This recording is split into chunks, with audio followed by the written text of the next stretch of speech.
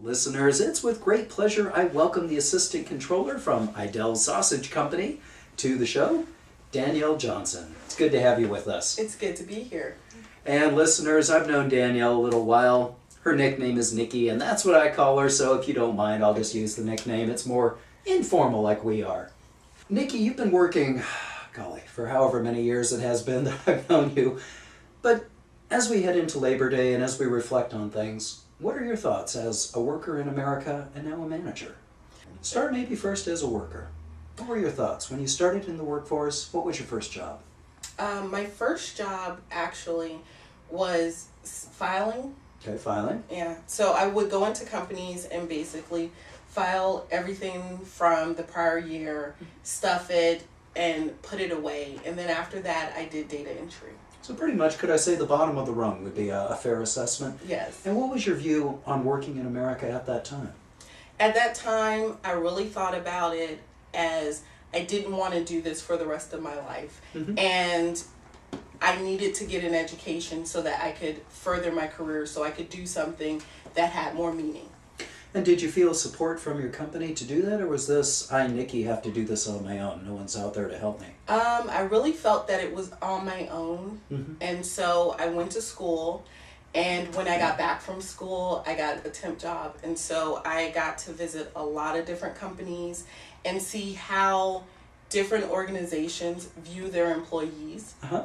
And in doing so, I looked at big companies when I worked at Visa and at Sony, and then at smaller mom and pop companies like C&J. And I realized that the mid-sized company is where I really wanted to be. Why is that? Because they took family and they took their employees seriously.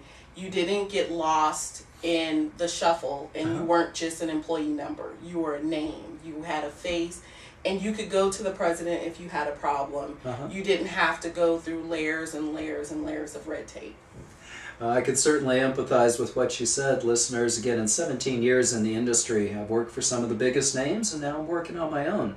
But there is a certain benefit to being able to say, hey, I do know the president. He knows me or she knows me, and we are all part of a family. It's not to say, listeners, that we don't work hard.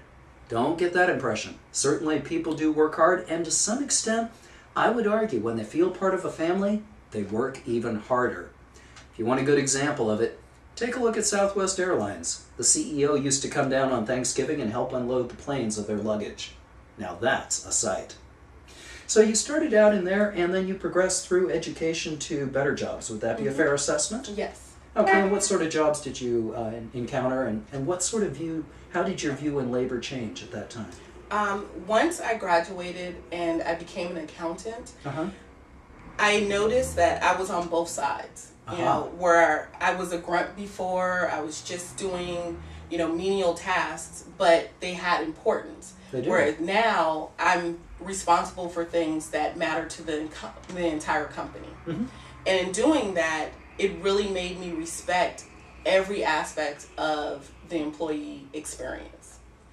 And once I progressed further and I became a manager, then I could look at my employees and say, okay, the managers that I had before, how did they treat me? Mm-hmm.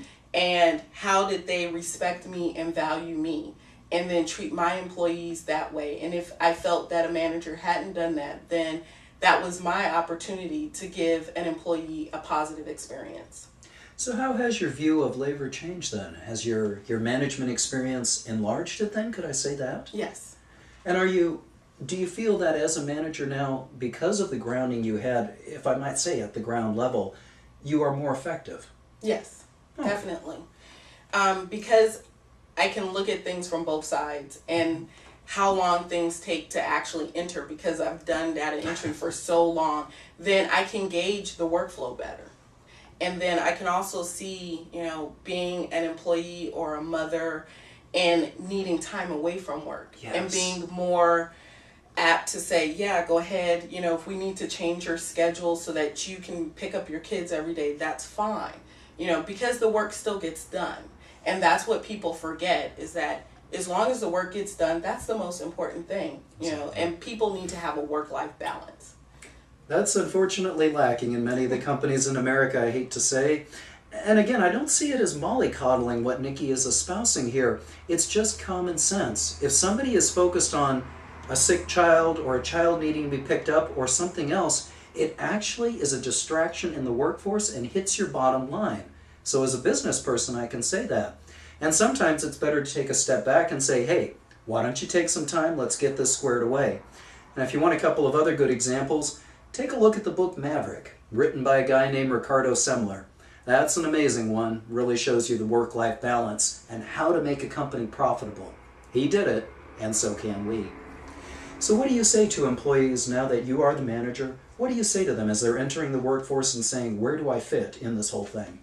I tell them, do your job, but always do a little bit more. A lot of companies, if you just do what's asked of you, you will never progress.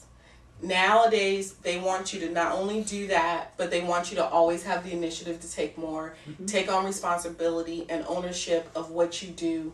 And if you see a class out there that you want to take, bring it up. Yeah. Because managers want their employees to excel, because if you're excelling, I'm excelling, and we all look good.